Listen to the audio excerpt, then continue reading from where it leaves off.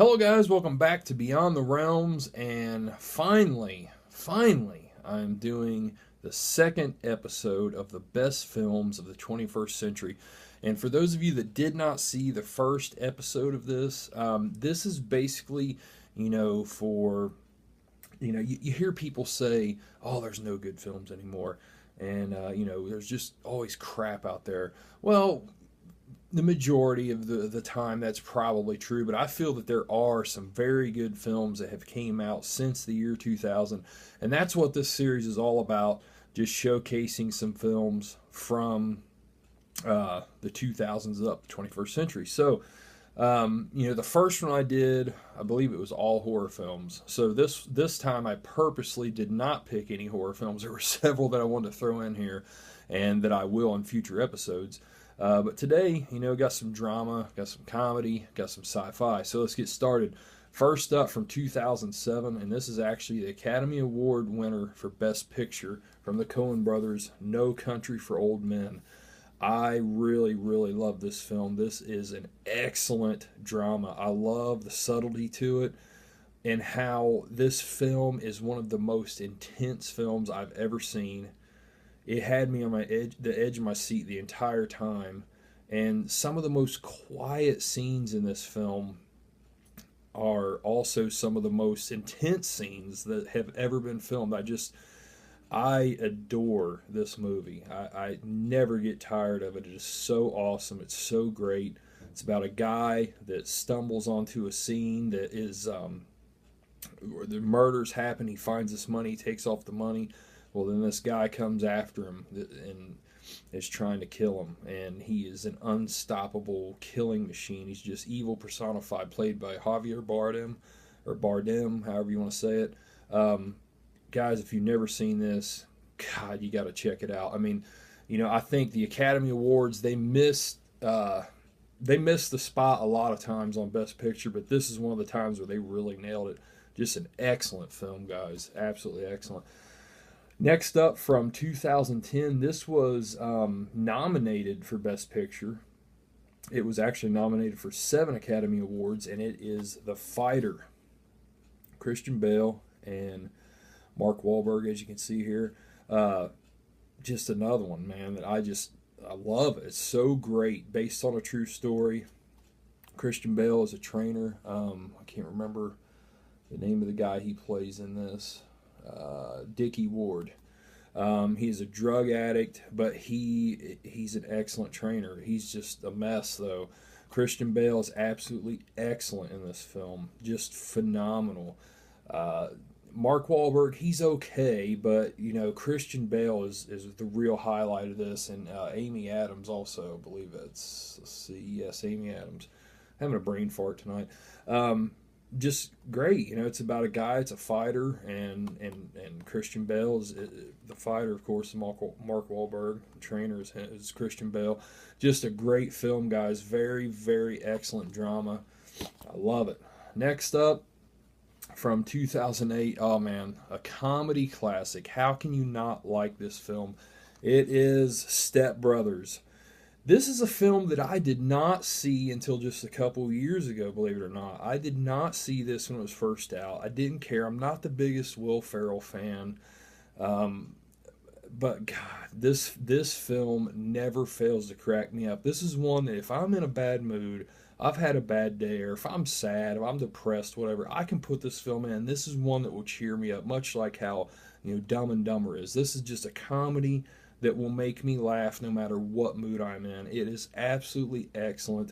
It's so clever. It's filled with great laughs.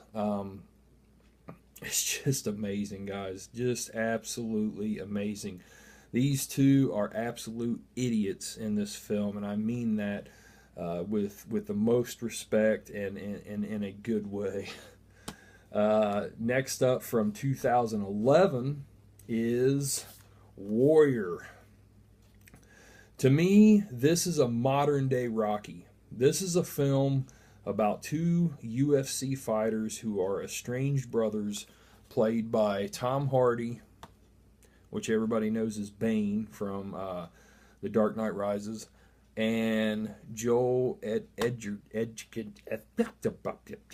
yeah, Joe Edgerton. They are strange brothers who are both fighting in this UFC tournament. Their father, Nick Nolte, is a drunk with a lot of problems. Just excellent performances in this film. Another one that's very intense. And I'm not a UFC fan, guys, but I love this film. I mean, that's just a testament to how good it is. You do not have to be a fan of the UFC to love this film. If you just love underdog stories that really grasp you, that have a ton of heart to it, a ton of great, real, true emotion, this is one to definitely see. This film came out of nowhere for me. I heard a lot of good things about it. I blind bought it, and I love the shit out of this movie. It is absolutely awesome. Like I said, a modern day take on like the Rocky underdog fighter type story, but in a UFC world. Just great. And last but not least, one of my favorite films from the 21st century. This is from Christopher Nolan. It is Inception. I know Christopher Nolan can be polarizing. A lot of people think he's pretentious and whatever, but I don't know. I think he makes very good, thought-provoking films that get people to talk, and there's not enough of that in this day and age. And this is a film, another one that came out of nowhere that he made between The Dark Knight and The Dark Knight Rises. It was a huge hit in the summer of 2010.